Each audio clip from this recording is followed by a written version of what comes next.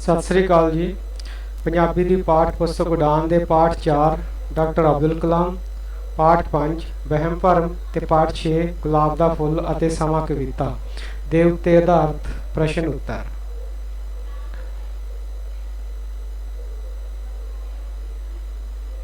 Doctor कलाम नाल पाठ के आधारित प्रश्न उत्तर इस तरह हैं।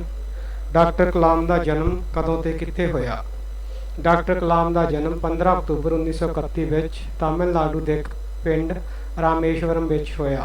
उन्हां दा पूरा नाम की सी? डॉक्टर कलाम का पूरा नाम अबुल पाकर जैनुलाब्दीन अब्दुल कलाम सी। बचपन विच डॉक्टर कलाम पढ़ाई दे नाल होर की काम करते सन? घर विच गरीबी होने करके डॉक्टर कलाम बचपन विच इमली दे बीज इकट्ठे करके उन्होंने दुकान उत्ते बेचते अते अपने चचेरे भरा नाल अखबारां वंडण का काम भी करते सन। पढ़ाई विच उन्होंने किहड़ियां समस्यावां का सामना करना पिया? डॉक्टर कलाम की पढ़ाई के रस्ते विच सब तो वड्डी समस्या गरीबी सी। इसलिए उन्होंने इमली के बीज इकट्ठे करके उन्होंने वेच के अते अपने चाचे के भरा नाल अखबार वंड के पैसा कमाया ते अपनी पढ़ाई जारी रखी। डॉक्टर कलाम ने किहड़े अहुदियां ते काम किया? डॉक्टर कलाम सब तो पहला 1958 विच तकनीकी विकास अते उत्पादन डायरैक्टोरेट विच सहायक विग्यानी के पद ते नियुक्त होए। इस तो पिछों उन्होंने ADA बंगलौर के निर्देशक डॉक्टर OP मेहंदी रत्ता की अगवाई विच कई प्रोजेक्टां ते काम किया। जून 1982 विच वो DRDL के निर्देशक नियुक्त होए। 25 जुलाई 2002 नूं वो भारत के राष्ट्रपति बने। इस प्रकार डॉक्टर कलाम ने भारत के राष्ट्रपति के सर्वोच्च अहुदे नूं प्राप्त किया। डॉक्टर कलाम नूं किहड़े सन्मान प्राप्त होए? कलाम नूं भारत सरकार वल्लों 1981 विच पद्म भूषण, 1990 विच पद्म विभूषण अते 1997 विच भारत का सब तो वड्डा सन्मान भारत रत्न दे के सन्मानित किया। उन्हां दा देश का राष्ट्रपति चुनिया जाना उन्हां दा सर्वोत्तम सन्मान सी। डॉक्टर कलाम की मौत कदों ते कित्थे होई? 27 जुलाई 2015 नूं शिलांग विच उन्हां दी मौत होई जदों वो धरती उत्ते जीवन इस विषय ते लैक्चर दे रहे सन। अगे है जी पाठ 5 वहम भरम। पिंड के लोगों विच वहमां भरमां की समस्या क्यों बनी रहिंदी है? अगर देखिए तो पिंड दे विच एजुकेशन घट है, शिक्षा घट है, ये सब तो वड्डा कारण है। लेकिन पाठ के अनुसार पिंड के लोगों विच वहमां भरमां की समस्या इस करके बनी रहिंदी है क्योंकि पिंड के लोग काम तो पहला शगना अपशगना बारे विचार करते हैं। जेकर कोई काम ना होवे जां उस विच कोई रुकावट पै जावे तां उस दे असल कारणों की थां ये खोज की जाती है कि इस काम के आरंभ होने समय की अपशगन होया सी।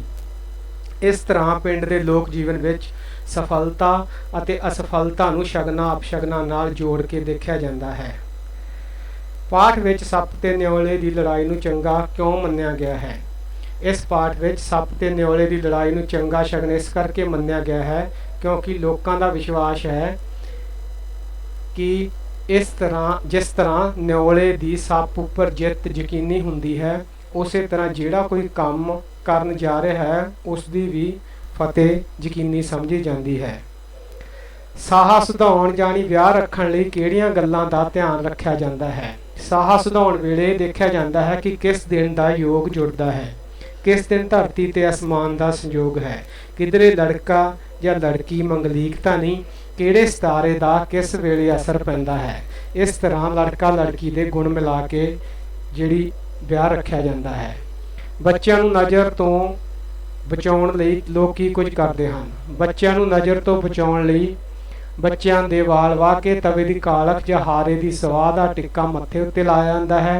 कई बारी धागे करवाए जाते हैं तो उहदे विच चांदी की तलवार का चिन्ह या शेर की दाड़ मढ़ा के पाई जाती है।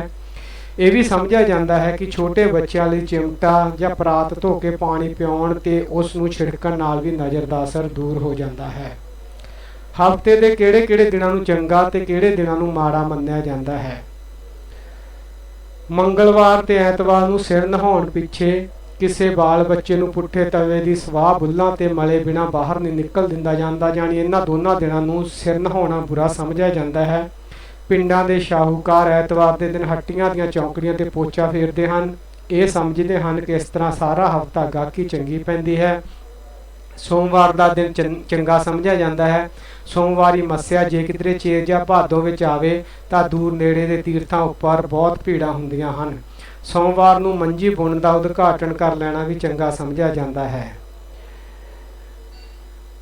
ਵਹਿਮ ਭਰਮ ਲੇਖ ਵਿੱਚ ਆਏ 3 ਵਹਿਮਾਂ ਭਰਮਾਂ ਬਾਰੇ ਲਿਖੋ। ਇਸ ਦੇ ਲਈ ਬਹੁਤ ਸਾਰੇ ਵਹਿਮ ਭਰਮ ਪਾਠ ਵਿੱਚ ਦਿੱਤੇ ਗਏ ਹਨ। ਮੰਗਲਵਾਰ ਨੂੰ ਸਿਰ ਨਹਾਉਣਾ ਮਾੜਾ ਸਮਝਿਆ ਜਾਂਦਾ ਹੈ। ਬੁੱਧ ਕੰਮ ਸ਼ੁੱਧ, ਅਰਥਾਤ ਜਿਹੜਾ ਕੰਮ ਬੁੱਧਵਾਰ ਨੂੰ ਸ਼ੁਰੂ ਹੋਵੇ ਉਹ ਨਿਰਵਿਘਨ ਸਿਰੇ ਚੜ੍ਹ ਜਾਂਦਾ ਹੈ। ਨਵੇਂ ਘਰ ਦੇ ਲੋਕ ਜਦੋਂ ਬਣਾਉਂਦੇ ਹਨ ਘਰ ਤੋਂ ਉਸ 'ਤੇ ਨਜ਼ਰ ਵੱਟੂ ਜਾਂ ਕਾਲਾ ਤੌੜਾ ਰੱਖ ਦਿੰਦੇ ਹਨ। ਇਸ ਤੋਂ ਇਲਾਵਾ ਚੱਲਣ ਵੇਲੇ ਛਿੱਕ ਮਾਰਨਾ, ਬਿੱਲੀ ਦਾ ਰਸਤਾ ਕੱਟਣਾ, ਸੱਪ ਨਿਓਲੇ ਦੀ ਲੜਾਈ, ਇਹ ਬਹੁਤ ਸਾਰੇ ਅਪਸ਼ਗਨ ਪਾਠ ਵਿੱਚ ਦਿੱਤੇ ਹਨ। ਕੋਈ ਵੀ 3 ਲਿਖੇ ਜਾ ਸਕਦੇ ਹਨ।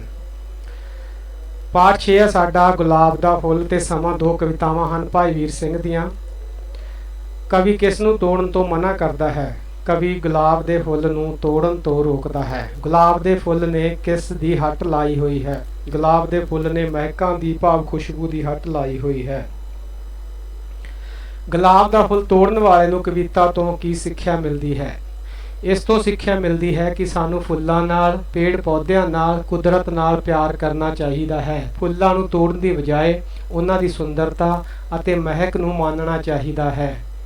ਸਮਾਂ ਕਵਿਤਾ ਵਿੱਚ ਸਮੇਂ ਬਾਰੇ ਕੀ ਕਿਹਾ ਗਿਆ ਹੈ? ਸਮੇਂ ਬਾਰੇ ਦੱਸਿਆ ਗਿਆ ਹੈ ਕਿ ਸਮੇਂ ਦਾ ਸੁਭਾਅ ਚਲਾਇਮਾਨ ਹੈ। ਸਮਾਂ ਕਦੇ ਵੀ ਰੁਕਦਾ ਨਹੀਂ। ਮਨੁੱਖ ਇਸ ਨੂੰ ਕਿਸੇ ਹੀਲੇ ਨਾਲ ਰੋਕ ਕੇ ਰੱਖ ਨਹੀਂ ਸਕਦਾ। ਇੱਕ ਵਾਰ ਬੀਤਿਆ ਸਮਾਂ ਮੁੜ ਕੇ ਹੱਥ ਨਹੀਂ ਆਉਂਦਾ। ਇਸ ਕਰਕੇ ਮਨੁੱਖ ਨੂੰ ਆਪਣੇ ਵਰਤਮਾਨ ਸਮੇਂ ਨੂੰ ਸ਼ੁਭ ਕਰਮਾਂ ਵਿੱਚ ਲਾ ਕੇ ਸਫਲ ਕਰਨਾ ਚਾਹੀਦਾ ਹੈ। ਸਮੇਂ ਦੀ ਮਹੱਤਤਾ ਕੀ ਹੈ? ਸਮੇਂ ਦੀ ਭਾਰੀ ਮਹੱਤਤਾ ਹੈ। ਸਮਾਂ ਕਦੇ ਵੀ ਰੁਕਦਾ ਨਹੀਂ। ਸਾਨੂੰ ਸਮੇਂ ਦੀ ਸੰਭਾਲ ਕਰਕੇ ਨੇਕ ਕੰਮ ਕਰਨੇ ਚਾਹੀਦੇ ਹਨ, ਕਿਉਂਕਿ ਅਗਰ ਇੱਕ ਵਾਰ ਸਮਾਂ ਸਾਡੇ ਹੱਥੋਂ ਨਿਕਲ ਗਿਆ ਤੇ ਉਹ ਕਦੇ ਵੀ ਮੁੜ ਕੇ ਵਾਪਸ ਨਹੀਂ ਆਉਂਦਾ। ਜਿਹੜਾ ਮਨੁੱਖ ਸਮੇਂ ਨੂੰ ਬਰਬਾਦ ਕਰਦਾ ਹੈ, ਸਮਾਂ ਵੀ ਉਸ ਨੂੰ ਬਰਬਾਦ ਕਰ ਦਿੰਦਾ ਹੈ। ਇਹਨਾਂ ਕਵਿਤਾ ਤੇ ਆਧਾਰਿਤ ਕੁਝ ਮੁਹਾਵਰੇ ਤੇ ਵਾਕ ਦਿੱਤੇ ਗਏ ਹਨ ਜਿਨ੍ਹਾਂ ਦੀ ਸ਼ਬਦਾਂ ਵਿੱਚ ਵਰਤੋਂ ਕਰਨੀ ਹੈ। ਉਹ ਹਨ ਵਾਸਤੇ ਘੱਤਣਾ, ਕੰਨੀ ਖਿਸਕਾਉਣਾ, ਅਟਕ ਭੰਨਣਾ, ਬੰਨੇ ਟੱਪਣਾ ਤੇ ਜਾਂਚ। ਵਾਸਤੇ ਘੱਤਣਾ, ਤਰਲੇ ਕਰਨਾ। ਅੱਜ ਕੱਲ੍ਹ ਸਰਕਾਰ ਲੋਕਾਂ ਨੂੰ ਘਰਾਂ ਵਿੱਚ ਰਹਿਣ ਲਈ ਬਹੁਤ ਵਾਸਤੇ ਘੱਤ ਰਹੀ ਹੈ। ਕੰਨੀ ਖਿਸਕਾਉਣਾ, ਪੱਲਾ ਛਡਾਉਣਾ, ਉਸ ਦੀ ਤੁਹਾਡਾ ਕੰਮ ਕਰਨ ਦੀ ਸਲਾਹ ਨਹੀਂ ਹੈ, ਇਸ ਕਰਕੇ ਉਹ ਕੰਨੀ ਖਿਸਕਾ ਗਿਆ ਹੈ। ਅਟਕ ਭੰਨਣਾ, ਰੋਕ ਤੋੜਨੀ। ਪਾਣੀ ਸਾਰੀਆਂ ਅਟਕਾਂ ਭੰਨ ਕੇ ਅੱਗੇ ਲੰਘ ਜਾਂਦਾ ਹੈ। ਬੰਨੇ ਟੱਪਣਾ, ਰੋਕ ਨੂੰ ਪਾਰ ਕਰਨਾ। ਸਮਾਂ ਸਭ ਪ੍ਰਕਾਰ ਦੇ ਬੰਨੇ ਟੱਪਦਾ ਅੱਗੇ ਲੰਘਦਾ ਜਾਂਦਾ ਹੈ। ਜਾਚ, ਤਰੀਕਾ। ਨਿੱਕੇ ਬੱਚੇ ਨੂੰ ਅਜੇ ਤੁਰਨ ਦੀ ਜਾਚ ਨਹੀਂ। Thank you.